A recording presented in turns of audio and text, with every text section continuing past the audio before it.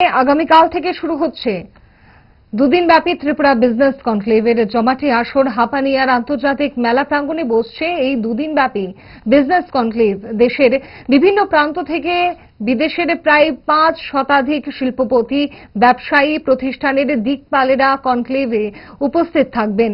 কনক্লেভে উদ্বোধন করবেন রাজ্যের মুখ্যমন্ত্রী ডক্টর মানিক সাহা, শিল্প বাণিজ্য দপ্তরের মন্ত্রী শান্তনা চাকমা সহ অন্যান্যরা। কনক্লেভের আগে আজ সংবাদ সম্মেলন করা হয় রাজ্য শিল্প দপ্তরের উদ্যোগে। সংবাদ সম্মেলনে উপস্থিত ছিলেন মন্ত্রী শান্তনা চাকমা, রাজ্য সরকারের সচিব কিরণ গিত্তে, রাজ্য শিল্প উন্নয়ন নিগমের চেয়ারম্যান নবাদল বণিক।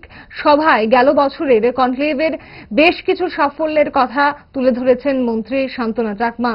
তিনি জানিয়েছেন, গত কনক্লেভে 88টি মোট স্বাক্ষর সহ ৩,৮০০.61 কোটি টাকার প্রস্তাবিত বিনিয়োগ পেয়েছে রাজ্য। পাশাপাশি এই কনক্লেভ থেকে প্রাপ্তি হয়েছে 1,173 কোটি টাকার 42টি প্রকল্প। আপনারা জানেন যে বিগত বছরে 2025-এ আমাদের ডেস্টিনেশন ত্রিপুরা বিজনেস কনক্লেভ হয়েছিল।